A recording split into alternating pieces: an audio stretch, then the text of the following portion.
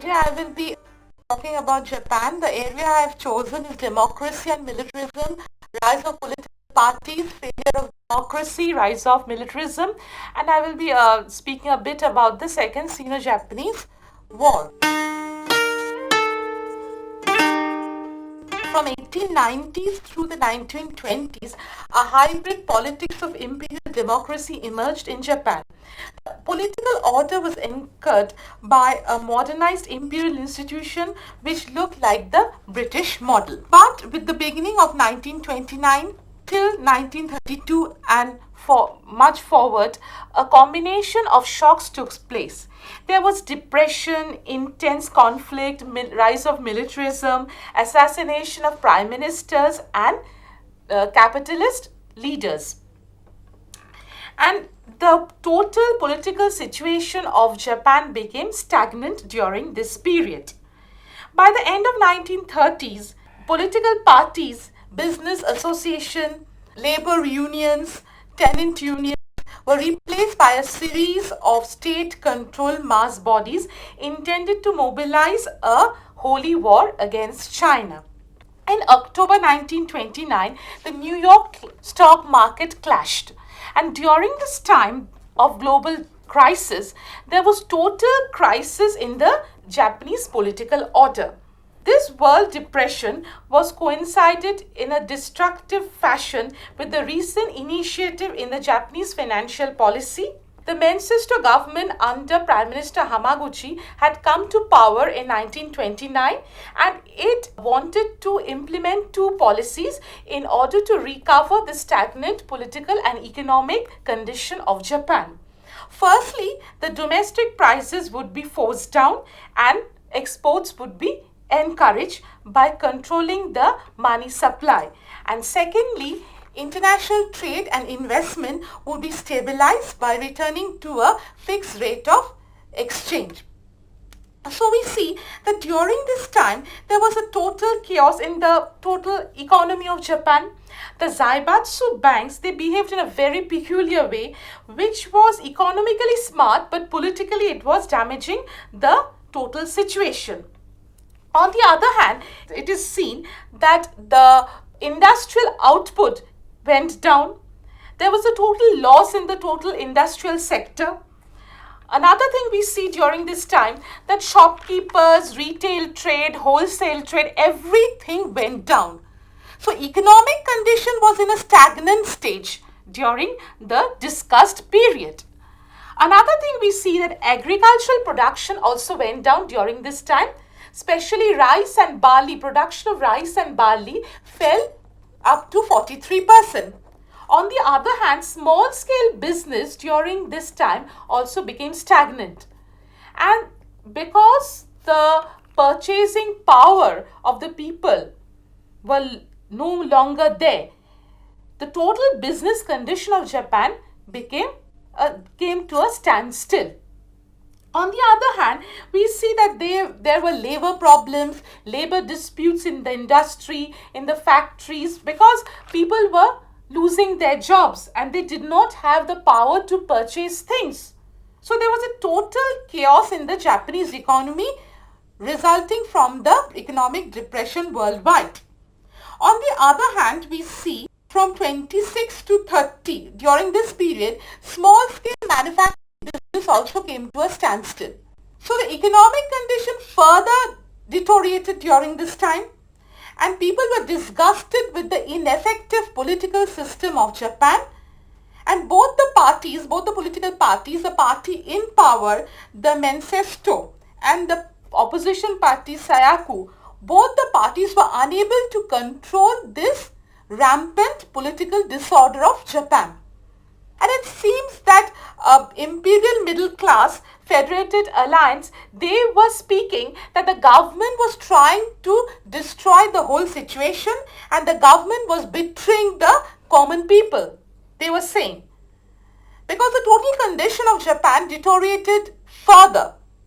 The middle class people who supported the government financially and defended the country from a long time, they were disgusted with the whole situation because they were thinking that the government was betraying the people, and they want a revolution of an economic type. And they wanted to bring about the prosperity of the country by totally changing the thought, by changing the whole situation of Japan, the condition would improve. There was bankruptcy in the shopkeepers. Men and women were losing their jobs. There were labor disputes. Agrarian struggle took place in an unprecedented number. There was intense labor problems throughout the country. Factories were closing down. The workers and the laborers organized themselves to bring about a change in the country. On the other hand, we see that the behavior of the university students were also changing, because the Japanese government was thought that these university students were trying to accept the Marxian ideas. So this sort of a thought feared the government, or the government became very much anxious, because they thought that the university students were accepting the Marxian ideas and they would be going through a communist revolution later. On the other hand, it seems that due to this tension, due to this anxiousness, many students were arrested and they were put into jail. The Ministry of Education dissolved the Tokyo University Newman Society. After this situation, the student protests broke out at different universities of Japan, and ultimately between 1930 and 31 there were a number of students protests and students uprising in the Japanese university. The students were not concerned with the national politics or the government policies, but they were mostly concerned with the campus politics of Japan. So we see that there was a total chaos in the political and social life of the Japan. And furthermore, we see that the students were undergoing a great problem, because the Ministry of Education was trying to control these students' bodies. And they were trying to monitor the students, and they are trying to suppress the students' protest. And furthermore, it is seen that by 1934, the students' movement came to an end. In 1930, a well-known Japanese social critic, Oya Sochi, neatly summed up the belief that Japanese society was facing unprecedented crisis. So there was crisis everywhere in Japan. On the other hand, we see that people thought that in order to recover Japan from this sort of a crisis, military was the only solution. And they thought that if the military comes to power, then the total situation would be controlled by the military. And this sort of an attitude of the people intensified, and they wanted to bring about military power in Japan. On the other hand, we see in Japan in 1930, the London Naval Treaty intensified the situation furthermore, and Prime Minister was assassinated by the naval officers as a result of this incident. In the period between 1880 and 1920, you talked of the hybrid politics of democracy. Why do you call it hybrid? During that time, democratic power was at its fullest. And during that time, the democratic power in Japan reached its height, So we call this period, we have chosen this period as a hybrid democratic period. Because after that, Japan faced a number of shocks. Okay. And then the Holy War against China. How did Japan justify the war as a holy war? Japan actually there was a lack of natural resources in Japan. And lack of living space, lack of market. And they thought that if they waged a war against China, it would be a holy war in this sense, because they would be doing this war for their own industrialization and for their own people. So they quote unquote, they spoke about this holy war against China. Can we see a parallel with Hitler's Operation Barbarossa in this context, because he also invaded Russia supposedly for Lebanon's living space? Yes, of course.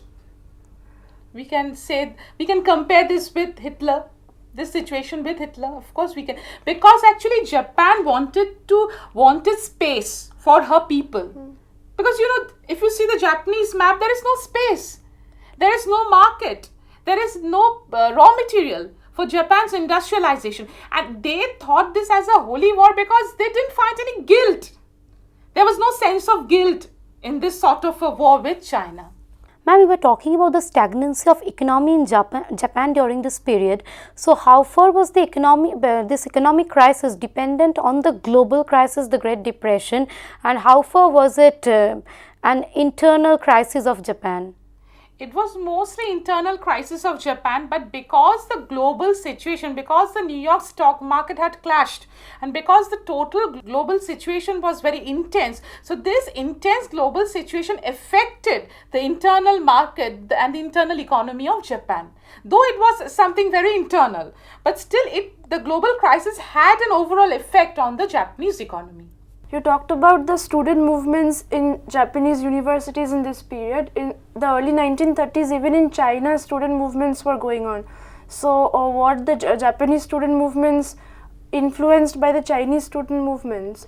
The Japanese government thought that the student movement of Japan was influenced by the Chinese student movement because they thought that the students were trying to follow the Marxian ideology of China, or the communist ideology of China, so they feared that this might create a more intense situation in Japan. So it was the thinking of the Japanese government. Whether it was really influenced or whether it was not, that is a different episode. But the Japanese government thought that the student movement were mostly influenced by the Marxian ideology. The rise of militarism in Japan in 1930s was the outgrowth of a long historical process because Japan had a long route of military rule in Japan. The Japanese had the experience of staying under the obedience of authority. Hundreds of years the Japanese were under the rule of the samurai, so they already had the background of militarism in Japan. And they had the experience of staying under the men of sword. So naturally, they accepted the claims of military in the national leadership. And they thought that if the military comes to power, then certain problems which Japan faced during those period would be solved by the military.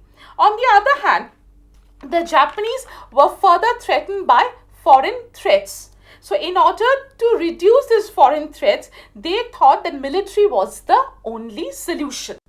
And because they knew that might is right.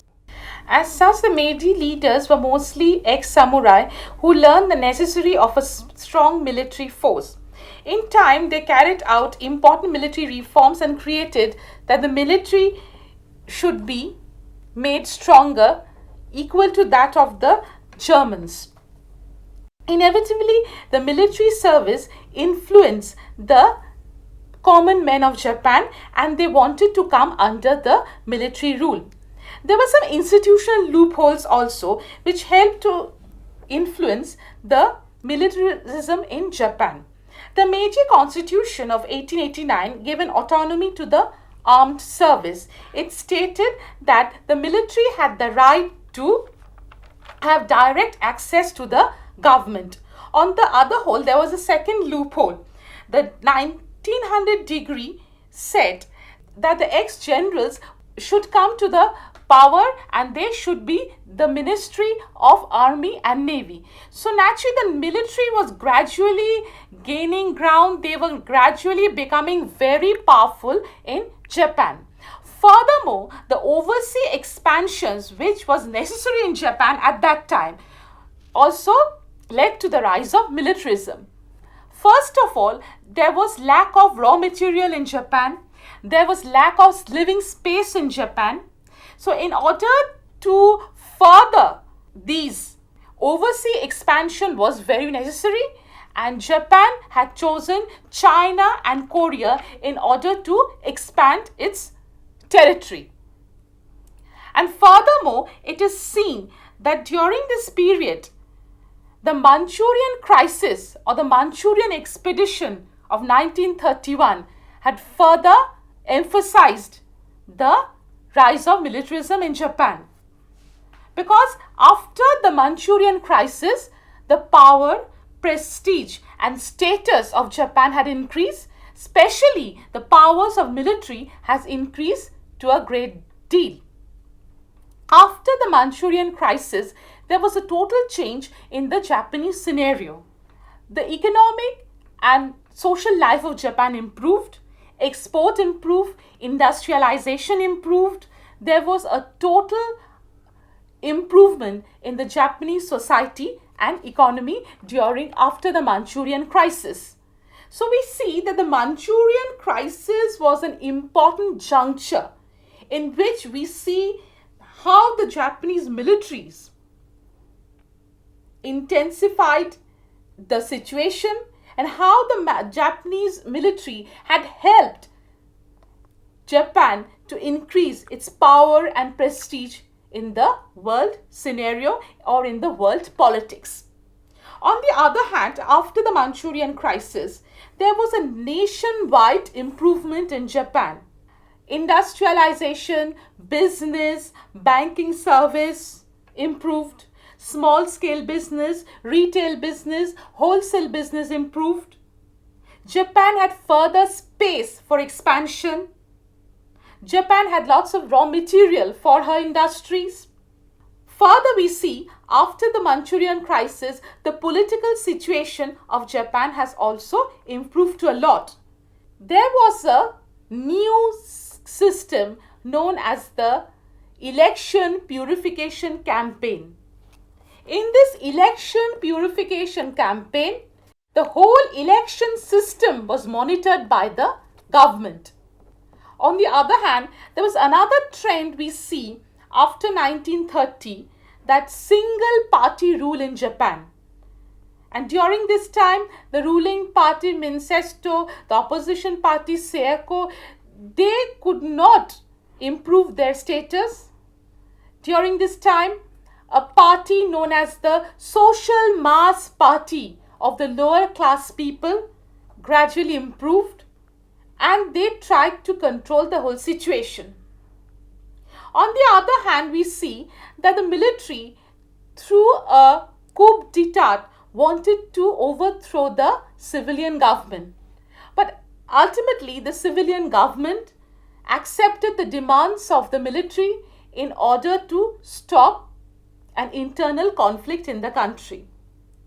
So though military came and they tried to solve certain solutions of Japan during the discussed period, but ultimately military dictatorship could not be established in Japan. And after Manchurian crisis, the whole situation further improved. There was improvement in the political sphere, there was improvement in the social sphere, there was improvement in the economic sphere, which had deteriorated due to the World Economic Depression, which had deteriorated during the 1929 to 30. During this period, the total situation of Japan had deteriorated. There was deterioration in the political sphere, there was deterioration in the economic sphere, there was deterioration in the social sphere. But Manchurian crisis was an important incident in Japan which brought about total change in the Japanese society, economy and politics. Furthermore, military solution also solved certain intense problems which the Japanese were facing at that time. And the Japanese realized that if military comes to power, if military comes and takes over the power, then certain problems would be solved. This way, militarism became powerful in Japan. On the other hand, we see that on 7 July 1937, the Second Sino-Japanese War broke out.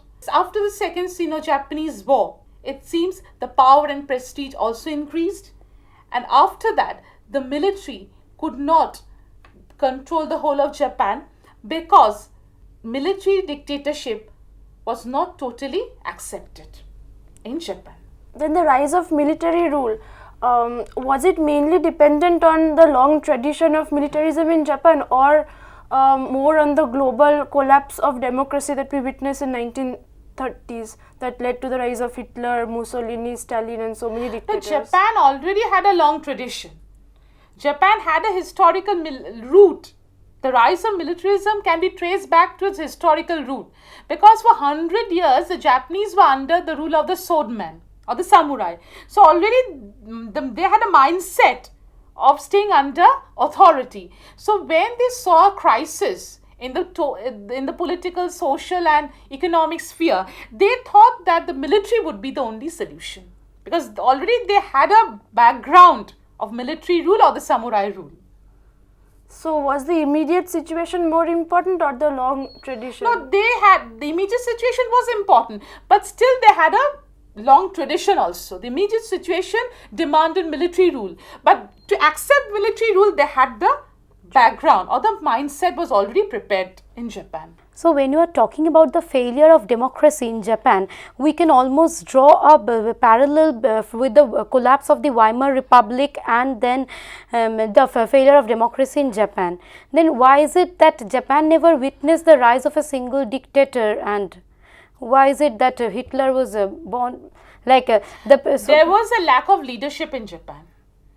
There were different political parties, but these political parties were not efficient to give rise to a big leader. So military was the only solution according to the Japanese people. Japanese workers, you said they were dissatisfied with the democracy because of the economic crisis that was going on. Then what about Japanese capitalists and big businessmen? Did they want democracy or did they want militarism? Because they could perhaps influence important economic decisions by funding the different political parties in the democracy. They were not wanting the military to come to power. They were more interested in a democratic system, and they were criticized everywhere. The big businessmen, but the small businessmen, retailers, small wholesalers, they were totally affected by the whole situation. So they wanted militarism. Yes, they wanted militarism. The common man of Japan wanted militarism. There was a hybrid democratic system in Japan from 1889 to 1920s, but after 1920s, late 1920s especially, there was a great shock. There was worldwide economic depression. There was assassination of prime ministers. There was assassination of the leading capitalists. There was depression, worldwide depression. The total situation of Japan was affected. There was great tension in the economic, in the social, and in the political sphere of Japan. Industrialization was affected, banking system was affected, wholesale business was affected, retail business was affected, shopkeepers were affected, factory workers were affected. So there was a chaos in the whole situation. On the other hand, the political parties, the ruling party, the opposition party was not accepted by the people. Further, when the Prime Minister Hamaguchi accepted in 1930 the London Naval Disarmament Conference and signed a treaty that minimized the naval power of Japan, this intensified the situation and the Prime Minister was murdered. So ordinary people wanted a solution and they thought that militarism was the only solution. The Japanese had a long tradition of militarism. They were under the samurais, they were under the swordmen for hundreds of years. So the background was already created. Furthermore, the military people, they thought that with their coming to power or with their controlling the power, they could solve the intense crisis of Japan. Furthermore, Japan had to go for an overseas expansion because there was lack of living space, there was lack of natural resources, there was lack of market. And Japan had chosen China and Korea for her expansionist policy. And ultimately, the Manchurian crisis of September 1931 had solved many problems which Japan had already faced. The tension was reduced, export improved, industrialization improved, agricultural production has raised, small factories, big factories, workshops, shopkeepers, There was total improvement in this sphere also. Workers got their job. Furthermore, Japan got a market. Japan got natural resources for her industry. On the other hand, in the political sphere also, there was further improvement.